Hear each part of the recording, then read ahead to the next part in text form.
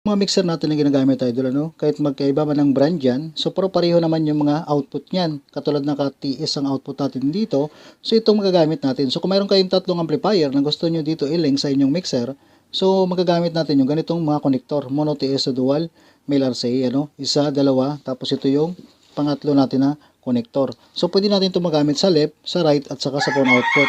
Dahil kontrolado ito o isang control lang ito. Kapag nag-volume tayo dito sa ating main feeder, kasama na itong phone.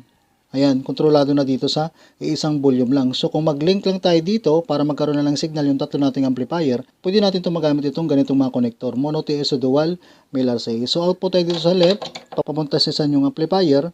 Output tayo dito sa right, papunta naman ito sa isang yung amplifier. Ito naman, isang mono TS natin, gumamit tayo ng connector.